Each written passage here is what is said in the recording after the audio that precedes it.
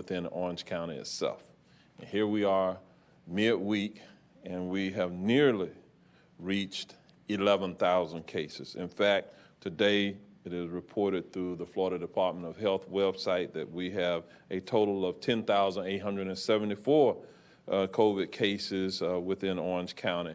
Within the last 24 hours of the last day, we have 560 new cases just since yesterday.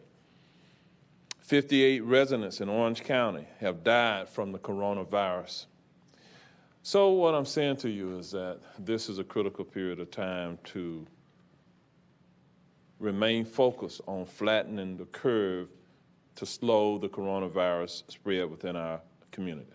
So I continue to implore all of our residents to work together to follow the directives that have been put in place by the Department of Health and other local officials as well.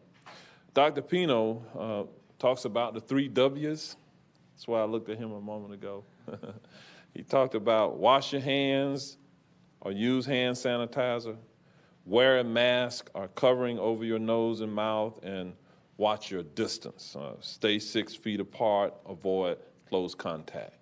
Now that is going to become really important as we approach the Independence Day weekend, the 4th of July this weekend, for us to adhere to those guidelines.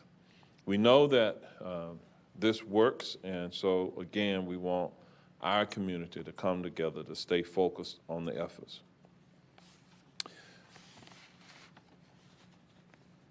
We have tested now over 138,000 individuals, and our positivity rate here in Orange County is 7.9%, which is a slight increase since Monday when we came before you.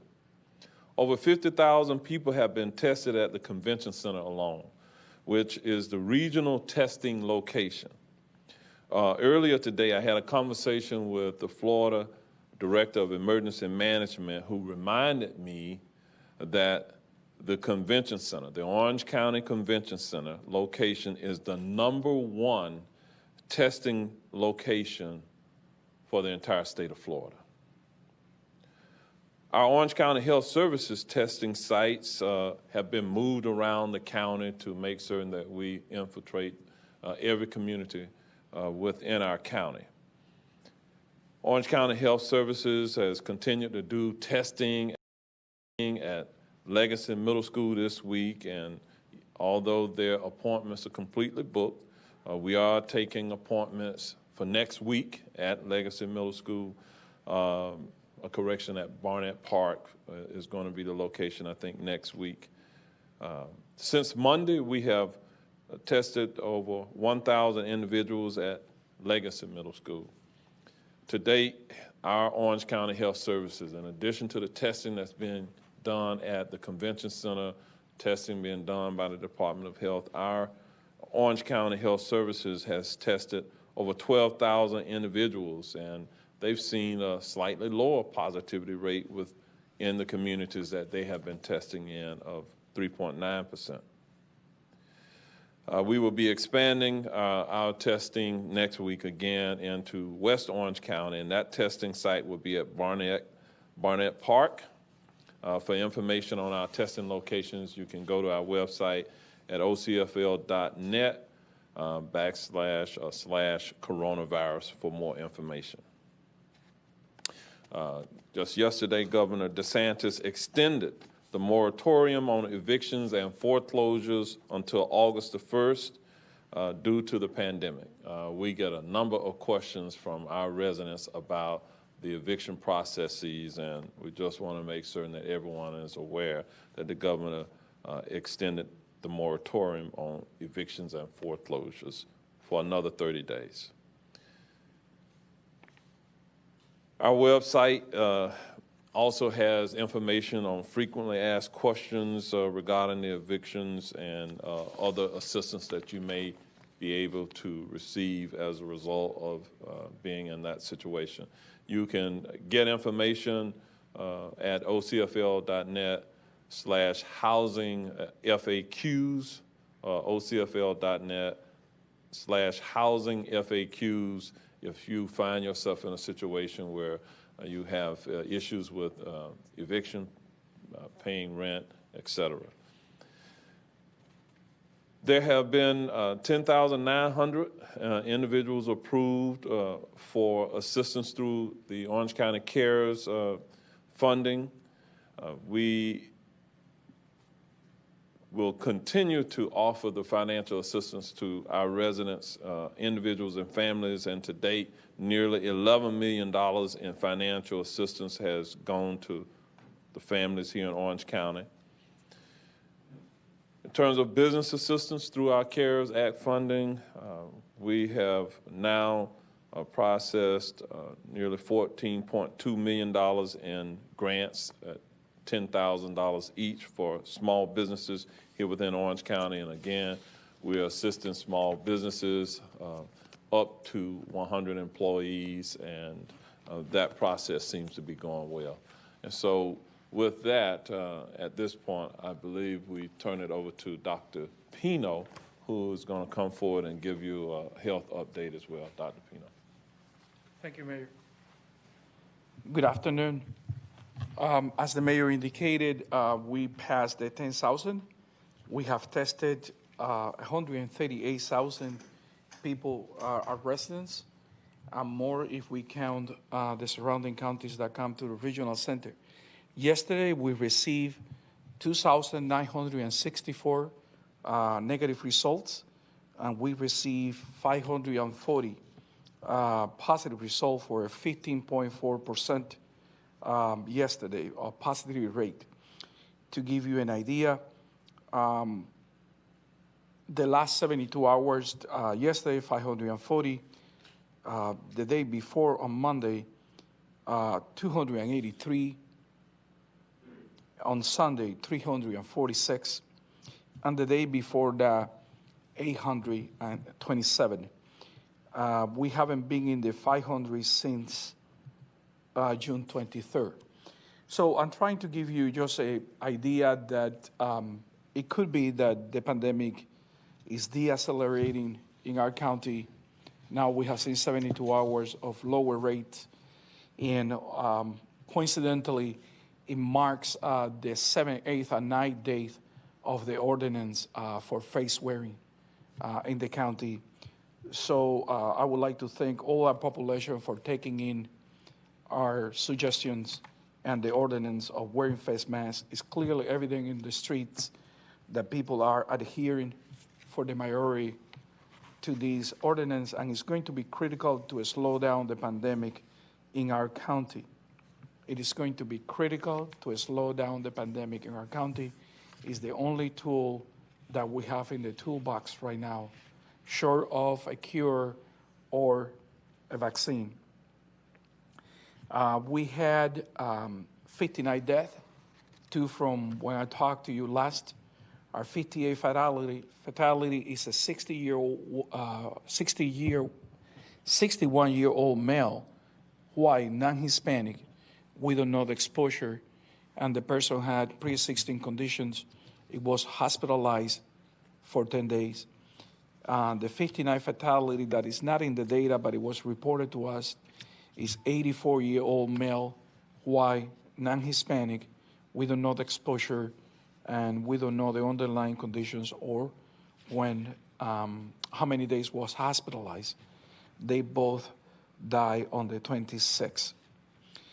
The 4th of July weekend is coming, and I just hope that we have learned from Memorial Day, and we are ready to celebrate the 4th of July and remain in social distancing, wash our hands, and wear a mask, and especially protect those who are older, over 65 years old, have pre-existing condition, who are pregnant, or who have immune deficiencies, situations that they may be dealing with. The median age for our county infection continue to be low, is 31.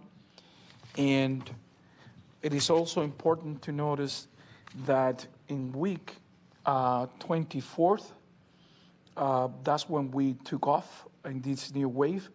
The increase was of 202% with 880 cases in that week. In week 25, we had an increase of 101%. We had 1,700 cases that week. And then the week after that, it was our highest. We have an increase of 159%, with 4,500 cases. So far this week, we are in the middle of the week, we had 1,110 cases, and so far it's a decrease of 76%, but that will change.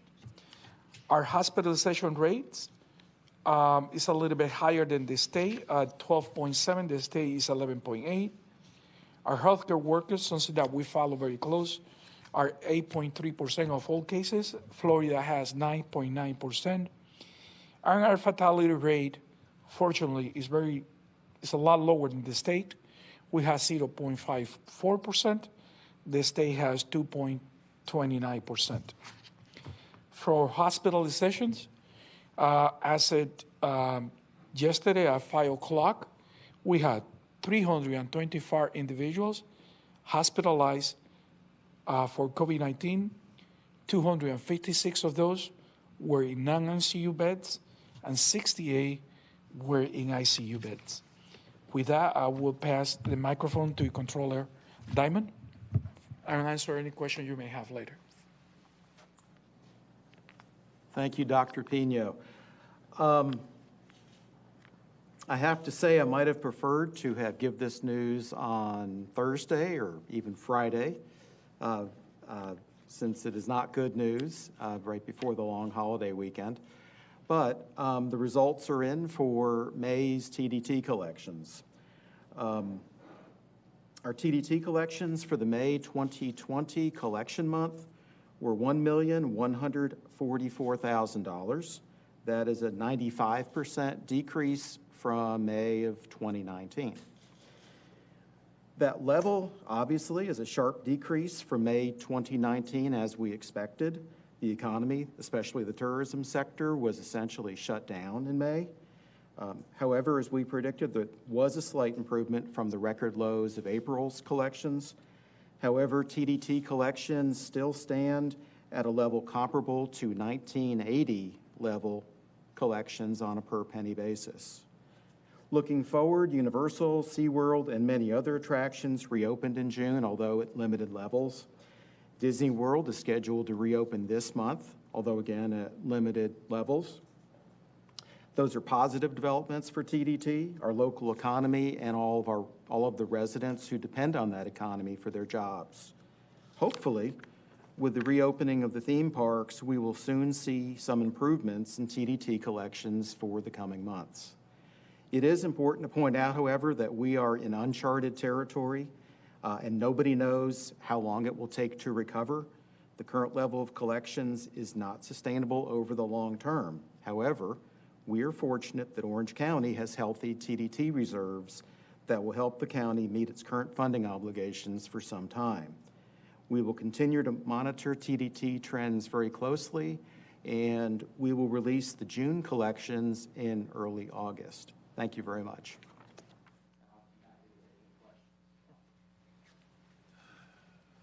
All right. Comptroller Diamond, there's bad news there, but there's good news also. The good news is the May collections were higher than the April. So we hope that that continues to be the trend, that our collections continue to increase as we continue to fight the virus, but also try to reignite our economy as well. So with that, if there are any questions that you may have, now would be the time. Hi, Eric Sandoval with News 6. My first question is for Mr. Diamond over here.